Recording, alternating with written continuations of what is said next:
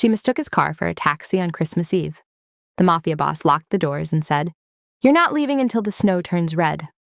Flora Howard slid into the back seat of the wrong car at 11:58 p.m. on Christmas Eve, wearing a green coat she'd thrifted 3 years ago and carrying a phone at 1% battery that had already survived 2 drops and 1 coffee spill today.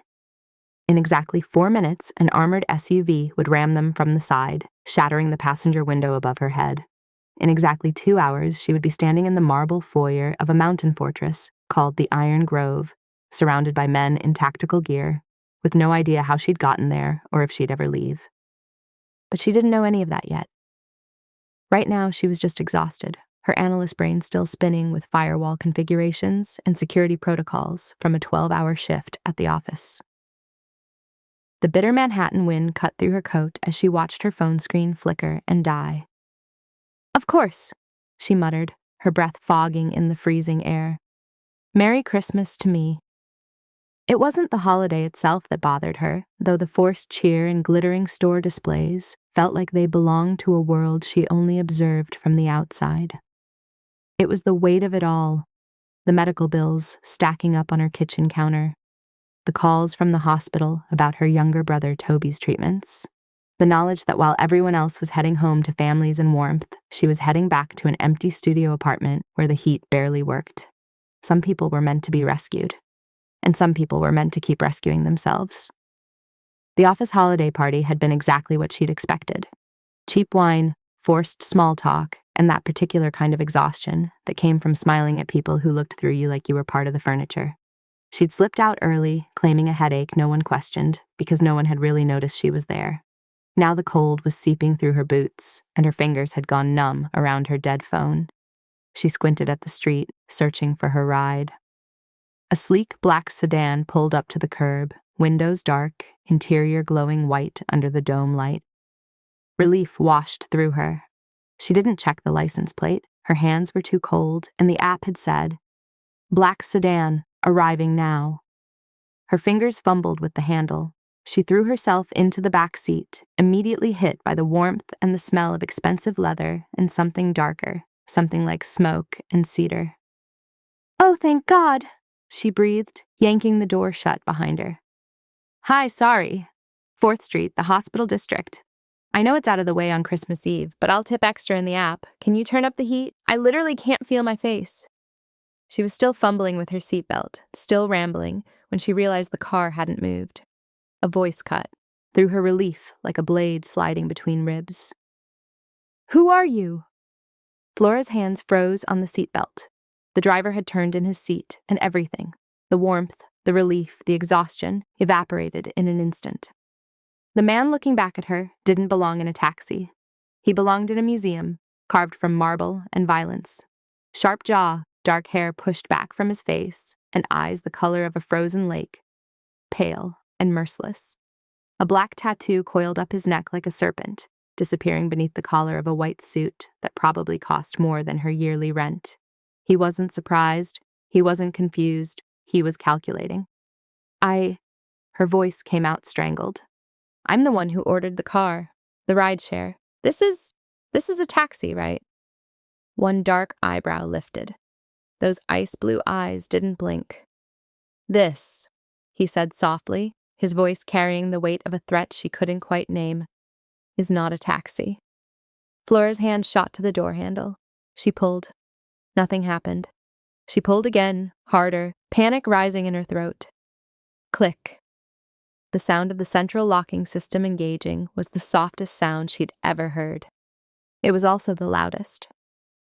The man in the front seat hadn't moved. He was still watching her in the rearview mirror, his expression as unreadable as winter itself.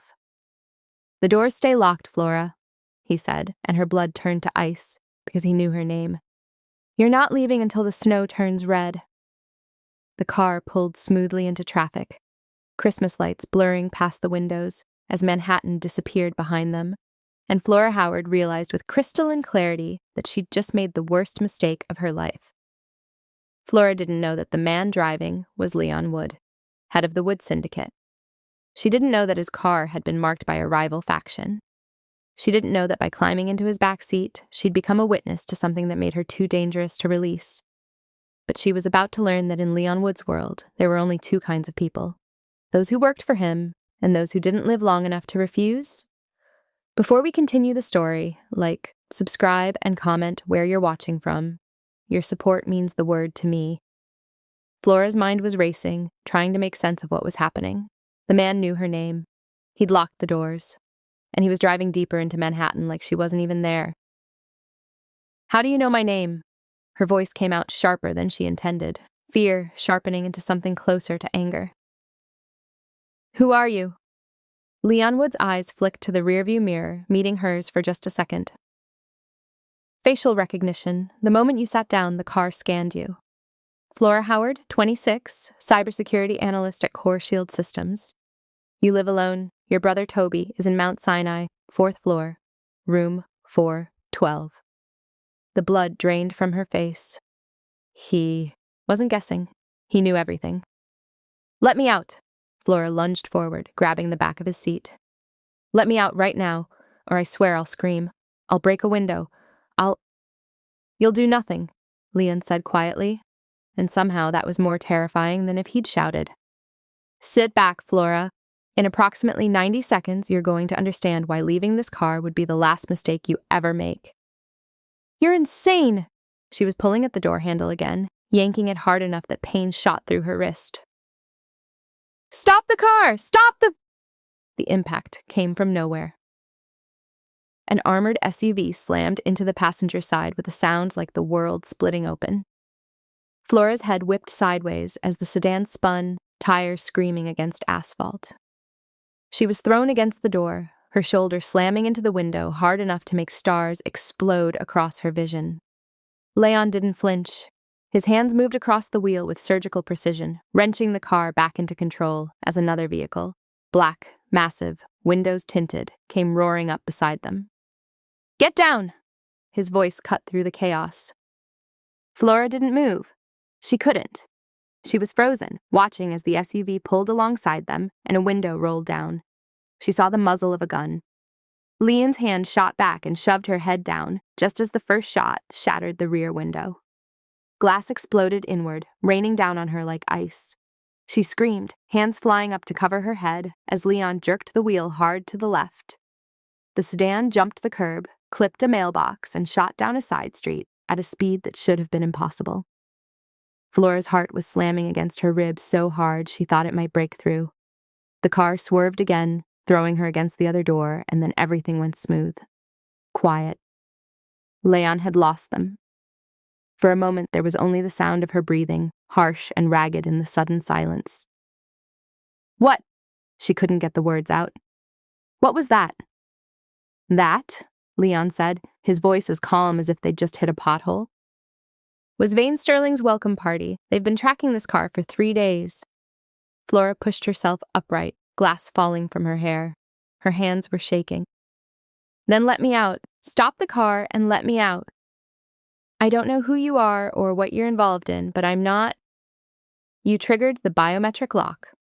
Leon's eyes met hers in the mirror again, and this time there was something almost like regret there. "The moment you sat down, the system logged your presence, your face, your identity. If you leave this car now, the GPS signature follows you. They'll track you within the hour." Flora's blood turned to ice. "You're lying." "I'm not." He took a turn, smooth and controlled. "And they know about your brother, Flora. Room 412, 4th floor, Mount Sinai. If I let you out now, they'll use you to get to me, and when they're done with you, they'll go after anyone you've ever cared about." The world tilted. Flora pressed her back against the seat, her mind spinning. Toby. They knew about Toby. "So what are you saying?" Her voice was barely a whisper. Leon's jaw tightened. "I'm saying the doors stay locked. You're coming with me, and if you want your brother to see Christmas morning, you'll stop fighting and let me get us somewhere safe." The car accelerated into the night, and Flora realized with sickening clarity that her life had just been rewritten. She wasn't going home. She wasn't going to the hospital. She was disappearing into the dark with a man whose name she didn't even know, and there wasn't a single thing she could do to stop it. The car climbed for what felt like hours, winding up through mountains Flora didn't even know existed this close to the city. The roads grew narrower, darker, until finally the trees opened up and she saw it. The iron grove rose from the snow like something out of a twisted fairy tale. Dark stone walls, sharp Gothic peaks, and thousands of white lights draped across every surface like frozen stars. It was beautiful and terrifying in equal measure, a fortress dressed up as a Christmas card. Flora pressed her hand against the window, her breath fogging the glass. "Where are we?" "Home," Leon said simply, and somehow that single word made everything worse. The car pulled through iron gates that closed behind them with a heavy clang. Flora's stomach dropped. She was truly trapped now, miles from the city, surrounded by mountains and snow and men who looked like they'd been carved from the same stone as the estate itself. Leon cut the engine and finally turned to look at her fully. "You can run if you want. You'll make it about 30 feet before the cold, or my men stop you. Or you can come inside where it's warm and we can figure out how to keep you alive." Flora wanted to spit at him. She wanted to scream. Instead, she pushed open the door, because freezing to death in the snow wasn't going to save Toby. The moment she stepped out, the cold hit her like a fist. Her thin coat was useless up here. Leon was beside her in seconds, his hand on her elbow, guiding her up the stone steps toward massive wooden doors. They opened before he could touch them. A woman stood in the doorway, and Flora's first thought was that she looked like Leon's opposite. Where he was ice and control, she was fire and chaos. Dark hair tumbled over her shoulders, red lips curved in a smile that was equal parts welcoming and predatory, and her eyes, the same pale blue as her brother's, swept over Flora with undisguised interest. "Well, well," the woman said, stepping aside to let them in. "The prophecy in a green coat. I didn't think you'd actually do it, Leon." "Celine."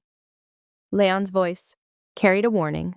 Celine ignored him completely, moving toward Flora with the kind of grace that made Flora feel like she was still wearing her broken heels and clearance dress. "Welcome to the Iron Grove, Flora. I'm Celine Wood, and before my brother terrifies you any further, let me be the first to say we've been waiting for you." Flora's head was spinning. "Waiting for me? I don't even know who you people are." "No, but you climbed into his car anyway." Celine's smile widened. "Do you know the guest protocol, Flora? It's a Wood family tradition. My grandfather found my grandmother when she stumbled into his safe house during a raid. My father found my mother when she witnessed a hit, and he had to take her into protection. And now Leon finds you on Christmas Eve, in the middle of a war." She leaned closer, her voice dropping to something almost reverent. "The Woodmen don't fall in love in coffee shops, darling. They find their queens in crossfire. I'm not his queen," Flora said, her voice shaking. "I'm his hostage." "For now," Celine said cheerfully. "Come on, let's get you warm. You look half frozen, and Leon looks like he needs a drink." Flora let herself be led into the estate because she didn't know what else to do. The interior was just as stunning as the outside, all dark wood and stone fireplaces and those same white lights casting everything in a soft glow. It should have felt warm. Instead, it felt like walking into a beautiful cage. But as they moved deeper into the house, Flora's analytical mind started to kick back in. She noticed the security cameras in every corner, noticed the way the lights flickered just slightly, noticed the server room door standing slightly ajar down a hallway. Her fingers itched. Those were enterprise-grade systems, and unless she was very much mistaken, they were running on outdated firmware. The security was lagging, probably by milliseconds, but enough that someone who knew what they were doing could exploit it. Someone like her. Celine was still talking, something about guest rooms and dinner, but Flora was barely listening. She was already mapping the estate in her mind, cataloging weak points, thinking like the analyst she'd been trained to be. If Leon Wood thought locking her in a Gothic mansion would make her helpless, he was about to learn exactly how wrong he was. Flora Howard didn't need a weapon. She had something far more dangerous. She had her mind, and she was already planning her next move. Flora spent her first night at the Iron Grove, pacing her assigned room like a caged animal. The guest suite was larger than her entire apartment, all dark wood and velvet curtains, with a 4-poster bed that looked like it belonged in a castle. She didn't touch it. Instead, she stood at the window, watching snow fall over the mountains, trying to figure out how many security protocols she'd have to crack to get a message out. Morning came with a knock at her door. The man who entered wasn't Leon. He was older, maybe 40, with dark skin and a scar that ran from his temple to his jaw. He moved like a soldier, precise and controlled, and his eyes assessed her the way someone might assess a tactical situation. "Kalen Voss," he said, setting down a tray with coffee and toast. "Leon's head of security. He asked me to check on you." "Tell him I'm fine," Flora said flatly, "and that I want to leave." Kalen's mouth twitched, almost a smile. "You're terrified of him." "I'm terrified of being kidnapped. There's a difference." "He didn't kidnap you. He saved your life." Kalen moved to the window, looking out at the snow. "Leon Wood is a lot of things, Miss Howard. A killer, yes. Ruthless, absolutely. But he's not a monster. He's a man who learned too young that the only way to protect the people you love is to become something everyone else fears." Flora crossed her arms. "That's supposed to make me feel better?" "It's supposed to make you understand." Kalen turned back to her. "They call him the Stone Boss because nothing touches him. No emotion, no weakness, no mercy. But that's the mask, not the man. The man underneath has been funding your brother's medical treatments for 6 months. Every bill that got mysteriously paid, every time the hospital told you not to worry about the cost, that was Leon." The floor seemed to tilt beneath Flora's feet. "What?" "Mount Sinai is his hospital. He owns it through a network of shell companies. He's been tracking high-risk patients who can't afford care and covering their costs anonymously." Kalen's expression softened. "Your brother is one of 43 people alive right now because Leon Wood decided their lives were worth saving." Flora's throat closed. She wanted to argue, to call him a liar, but the pieces were clicking together. The bills that disappeared, the doctor who always said they'd work something out, the private room Toby had been moved to last month. "Why?" she whispered. "Because the mask gets heavy," Kalen said quietly. "And sometimes even stone needs a reason to keep standing." He left her there, and Flora sank onto the edge of the bed, her mind reeling. She didn't know how long she sat there before her feet carried her downstairs. The estate was a maze, but she found the library by following the scent of old books and wood smoke. It was a cathedral of knowledge, floor-to-ceiling shelves, leather chairs by a roaring fire, and in the corner, a desk with a computer system that made her analyst heart skip a beat. She was 3 levels deep into the estate's network, fingers flying across the keyboard, when she felt him behind her. "Impressive?" Leon said softly. Flora spun, her heart slamming into her throat. He was leaning against a bookshelf, still in that white suit, watching her with those ice-blue eyes. She waited for anger, for threats. Instead, he moved closer, looking at her screen. "You breached the firewall in under 20 minutes. It took my last security consultant 3 days. Are you going to stop me?" Flora asked, her voice steadier than she felt. "No." Leon pulled over a chair and sat down beside her. "I'm going to watch you work." They sat in silence for a long moment, the only sound the crackling fire and Flora's fingers on the keys. Finally, she stopped, turning to face him. "Kalen told me about the hospital, about Toby." Leon's jaw tightened almost imperceptibly. "He talks too much. Is it true?" "Yes." "Why?" Flora's voice cracked. "Why would you do that?" Leon was quiet for a long time, his eyes fixed on the fire. When he finally spoke, his voice was softer than she'd ever heard it. "Because I know what it's like to watch someone you love slip away because you don't have the money to save them. And I decided a long time ago that if I was going to build an empire on blood, I'd use some of that blood money to make sure other people didn't have to feel that helpless." Flora's eyes burned. "You're still a criminal." "Yes." Leon looked at her then, and for the first time she saw past the ice to something raw underneath. "But I'm the criminal keeping your brother alive. And whether you like it or not, Flora, that makes us bound to each other now." The fire crackled between them, and Flora realized with terrifying clarity that she believed him. Leon stood and walked to the fireplace, reaching behind a false panel that Flora's analyst brain immediately cataloged for later. He pulled out a small external drive, the casing cracked and scorched on one side, and set it on the desk in front of her. 3 days ago, one of my men pulled this from a burning car outside Vane Sterling's compound. Sterling's people torched the vehicle before we could get anything else. Leon's finger tapped the drive once. It's encrypted, corrupted, and according to my tech team, completely unrecoverable. Flora picked it up, turning it over in her hands. The damage was extensive, but not fatal. Your tech team gave up too easily. Or they're not as good as you. Leon's eyes met hers. I need to know what's on that drive, Flora. Sterling's been moving against my family for months, and I don't make moves without information. If there's anything recoverable, anything that tells me what he's planning or where his money's going, I need it. Flora should have said no, should have thrown the drive back at him and demanded he let her go. Instead, she heard herself say, I'll need access to your server room, and I'm going to need equipment. A data recovery kit, a clean room environment if you have it, and about 12 hours of nobody bothering me. The corner of Leon's mouth lifted, barely, but it was there. Done. He left her with a nod to Kaylin, who appeared like a shadow to escort her to the server room. But the look Leon gave her before he walked away made something in her chest tighten. It wasn't possession or threat. It was something closer to hope. The server room was a dream. Enterprise-grade systems, backup generators, climate control that kept everything at the perfect temperature. Flora set up her workspace, connected the drive through 3 layers of isolated systems to prevent any malware from spreading, and disappeared into the code. Hours blurred together. She barely noticed when Kaylin brought her water, when Celine stopped by to drop off a sandwich she didn't eat. The corruption was extensive, whole sectors of data fragmented and scattered.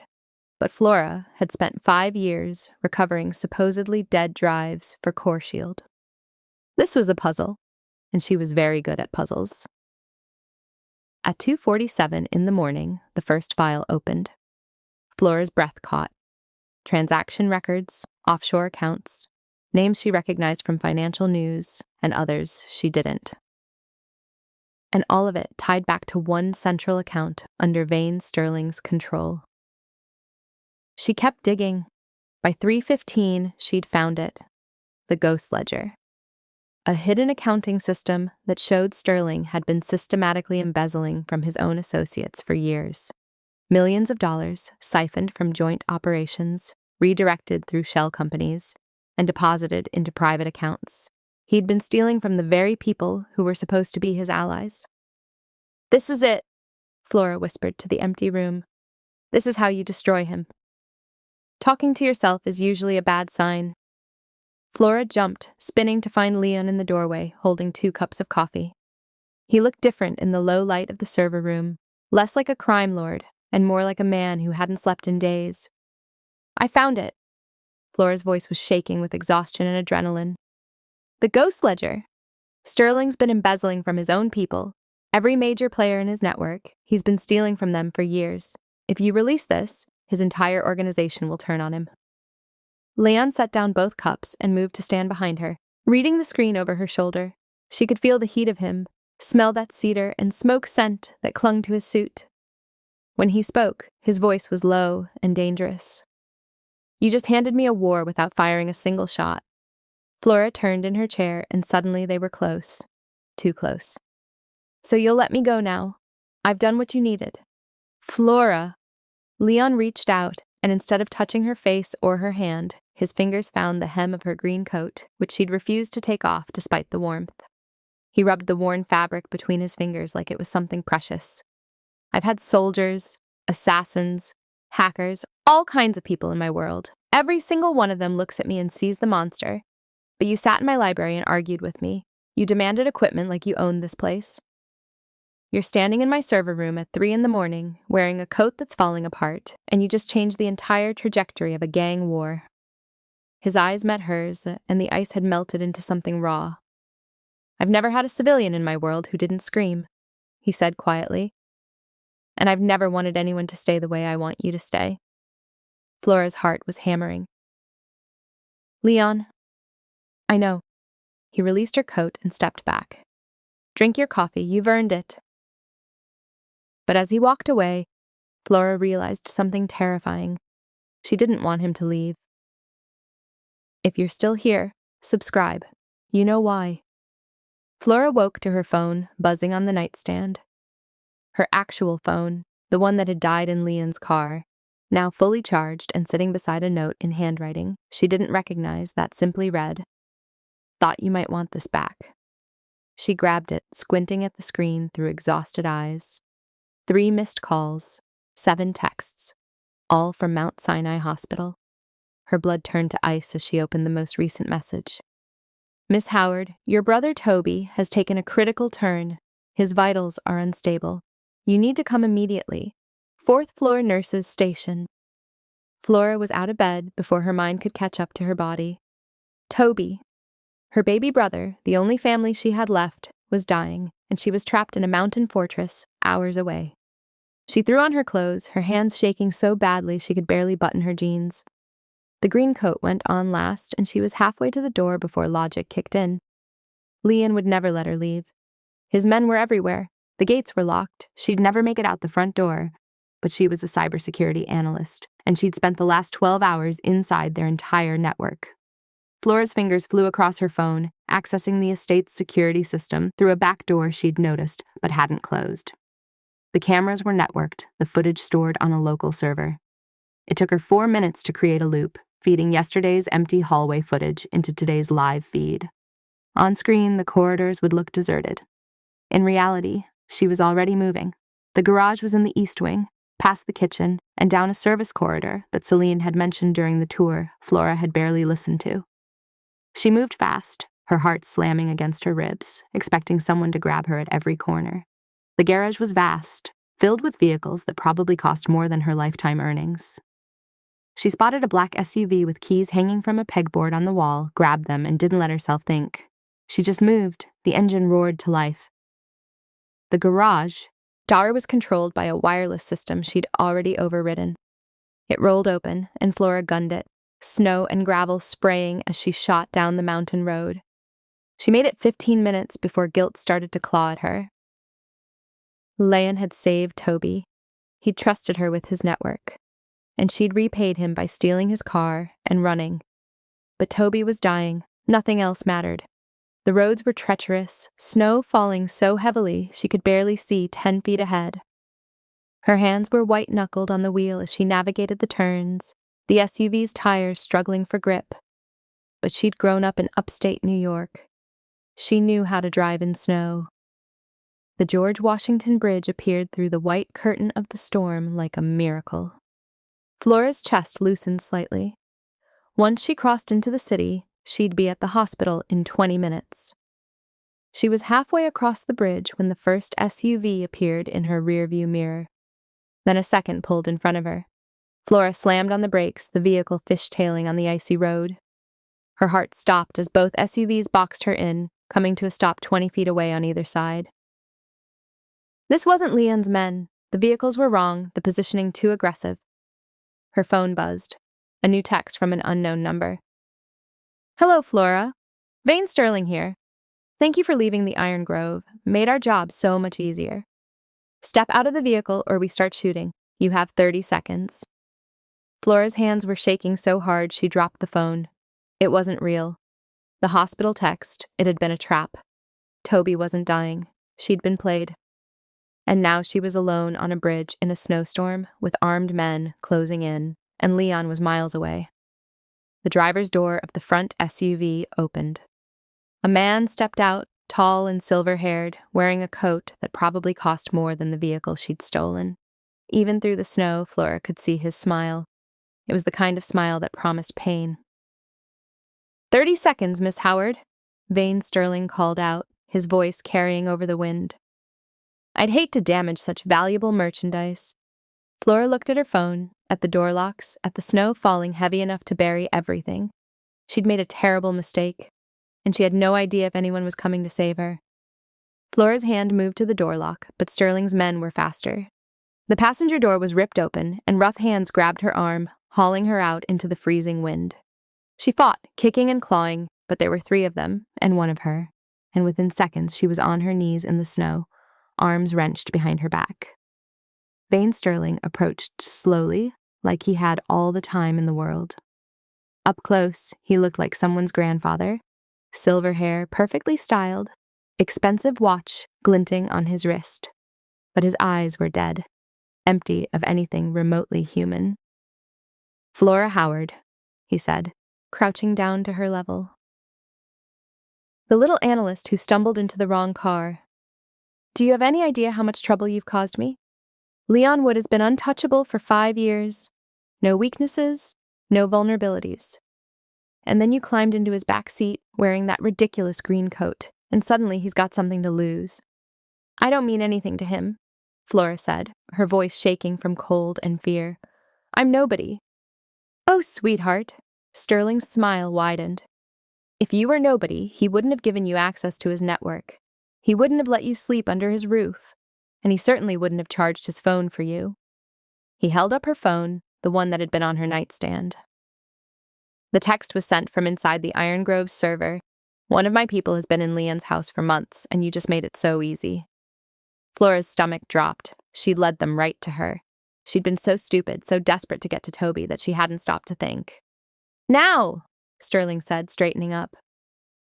"Leon Wood is going to get a very simple message. He backs off, surrenders his territories, and transfers 60% of his assets to me. Or I send you back to him in pieces." "He won't do it," Flora said, even though she wasn't sure she believed it. "He doesn't care about me that much." "Then I guess we'll find out." Sterling's men started to drag her toward the SUV when the sound cut through the storm. A roar, deep and mechanical, growing louder by the second. Flora's head snapped up, searching through the snow. A motorcycle shot onto the bridge, black and silver, moving at a speed that should have been impossible on ice. The rider was barely visible through the storm, but Flora would have recognized that white suit anywhere. Leon. He skidded to a stop 30 feet away, the motorcycle's engine still growling as he dismounted. The snow was falling so heavily he looked like a ghost, but as he stepped into the bridge lights, Flora saw him clearly. White suit soaked through and clinging to his frame, dark hair plastered to his forehead, and those pale eyes locked on Sterling with an intensity that made the air feel electric. The tattoo on his neck seemed to writhe in the shifting light, the serpent alive and dangerous. He was alone, no backup, no army of men, just Leon Wood and whatever he was carrying in the tablet bag slung across his chest. Sterling laughed, a sound like breaking glass. "The Stone Boss himself. I expected an army, Leon, not a suicide mission." "Let her go," Leon said, his voice cutting through the wind like a blade. "Or what?" Sterling pulled a gun from his coat, pressing it to Flora's temple. She froze, every muscle in her body locking up. "You're outnumbered, outgunned, and I have something you apparently care about, so here's how this works. You walk away, sign over your territories, and maybe I let the girl live." Leon didn't move, didn't flinch. He simply reached into his bag and pulled out a tablet, holding it up so Sterling could see the screen. "Ghost ledger," Leon said quietly. "Every transaction, every account, every dollar you've stolen from your own people over the last 6 years. As of 3 minutes ago, it's being sent to every member of the commission, every Don, every underboss, every family you've ever screwed over." Sterling's face went white. "You're bluffing." "I'm not." Leon's eyes never left him. "Your phone is about to start ringing. They're going to want answers, and when they don't get them, they're going to come for you. All of them. At once." As if on cue, Sterling's phone buzzed, then buzzed again, and again. The sound was deafening in the sudden silence. Sterling's grip on the gun loosened, just slightly, as he pulled out his phone with his other hand. Flora watched his face drain of color as he read the messages flooding in. "You just started a war," Sterling said, his voice shaking. "No." Leon took a step forward. "I just ended one. Every family you've stolen from is coming for your blood. You're a dead man walking, Vane. The only question is whether you die with Flora's blood on your hands or without it." Sterling's gun was shaking now, pressed against Flora's temple. She could feel his panic, could smell his fear. "Let her go," Leon said again, and this time it wasn't a request. "You've already lost." For a long, terrible moment, nobody moved. Then Sterling's phone rang, a shrill sound that made everyone jump. The gun dropped. Sterling's men were already backing away, reading their own phones, realizing that their boss had just become the most wanted man in the criminal underworld. Flora was released so suddenly she fell forward into the snow. She heard shouting, heard engines starting, but all she could focus on was Leon crossing the distance between them and dropping to his knees beside her. "I've got you," he said, and his hands were gentle as they helped her up. "I've got you." Leon didn't say a word on the ride back to the Iron Grove. He'd left the motorcycle on the bridge and taken Sterling's abandoned SUV, and Flora sat in the passenger seat, wrapped in his suit jacket, shaking from cold and adrenaline and the realization of how close she'd come to dying. When they finally pulled through the gates, Kaylin was waiting with Celine beside him, both of their faces tight with worry that melted into relief the moment Flora stepped out. "You absolute idiot," Celine said, but she pulled Flora into a hug that felt surprisingly genuine. "Running off like that. Do you have any idea what Leon was like when he realized you were gone?" Flora glanced back at Leon, who was already on his phone, barking orders to someone. His white suit was ruined, soaked, through and stained with road salt, but he didn't seem to notice. He looked like a man at war. "Come on," Celine said, guiding Flora inside. "Let's get you warm. You can feel guilty later." But Flora didn't go to her room.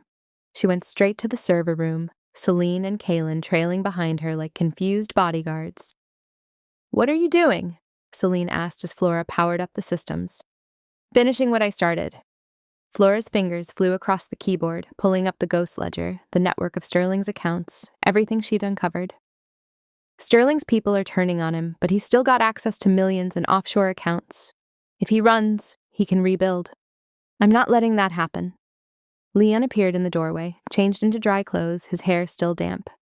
He didn't interrupt. He just pulled up a chair and sat beside her, watching. Flora worked for 2 hours straight. She traced every account, every shell company, every hidden pathway Sterling had built over years of stealing from his own people. And one by one, she dismantled them. Funds were frozen, accounts were flagged, digital trails were created that would lead law enforcement straight to Sterling's door. "There," she finally said, leaning back in her chair. "Every account is either frozen or being monitored. Even if he runs, he's broke. No money, no power, no way to rebuild." Leon was staring at her with something close to awe. "You just destroyed a criminal empire with a keyboard." "I'm a cybersecurity analyst." Flora's voice was shaking with exhaustion and something else, something that felt like pride. "This is what I do. I just never had a reason to use it like this before."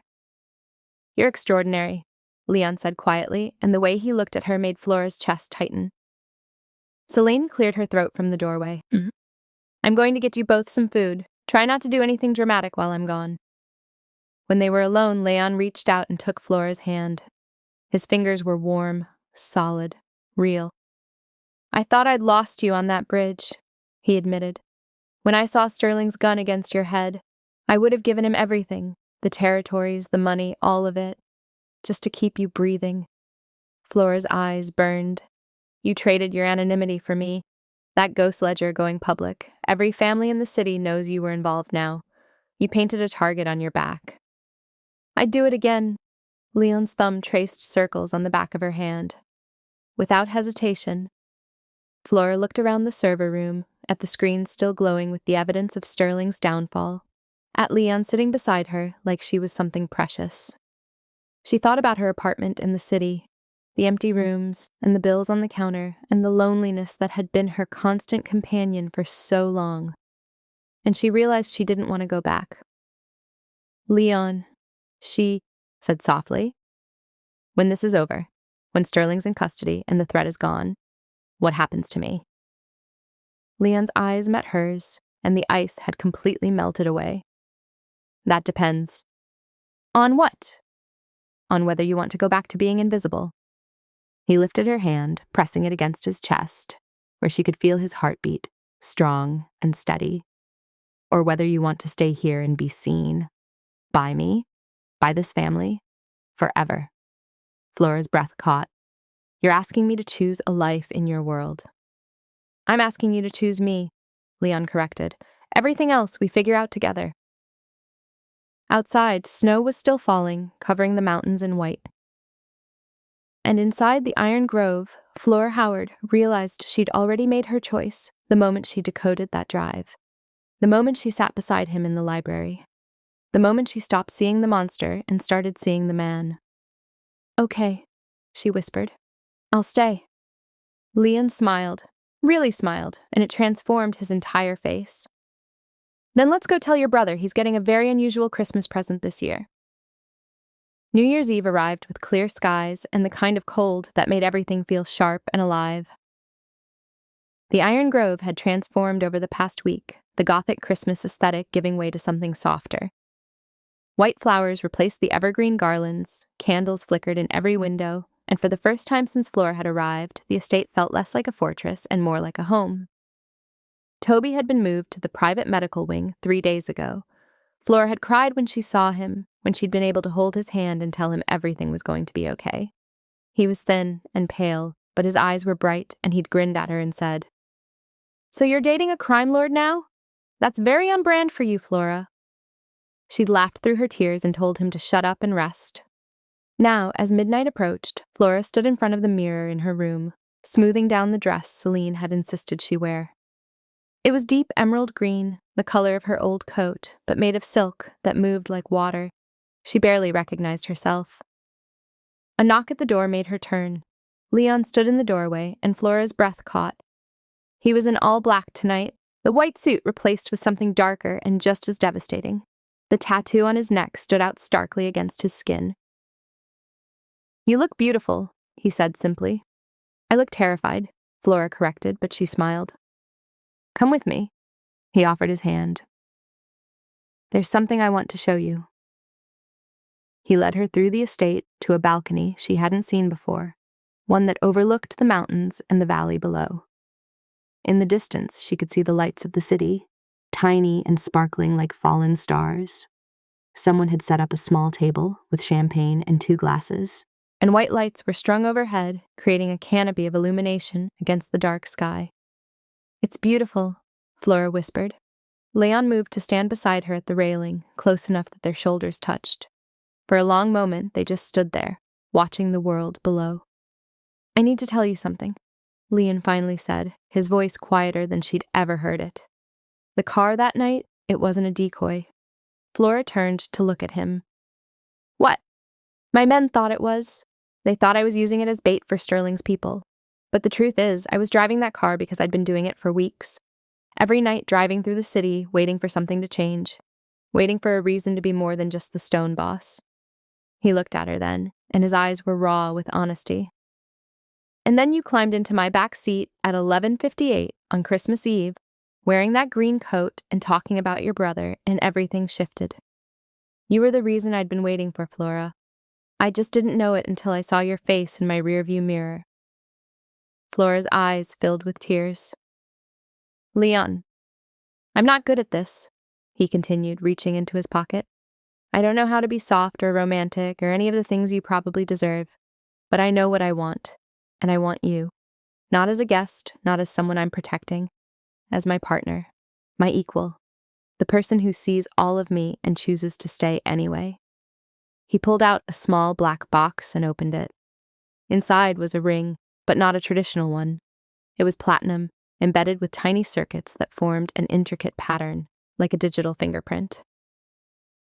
"I'm not asking you to marry me," Leon said. "Not yet. But I'm asking you to be mine. The queen of the code, the woman who brought down an empire from a server room, the one person in this world I trust with everything."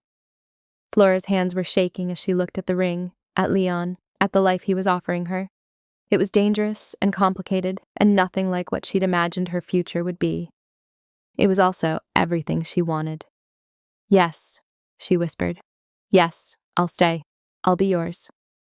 Leon's face transformed as he slid the ring onto her finger. It fit perfectly, warm against her skin. In the distance, she could hear voices counting down from the estate below. 10, 9, 8.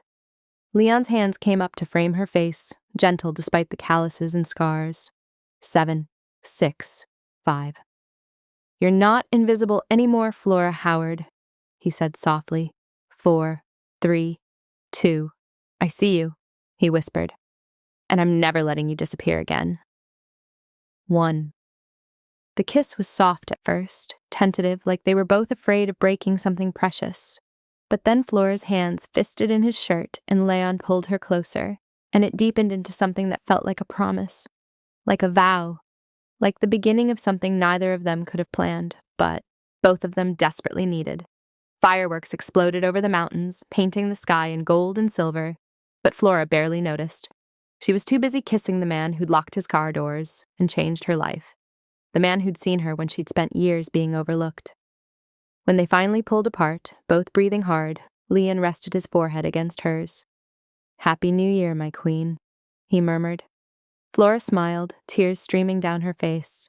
"Happy New Year, Leon."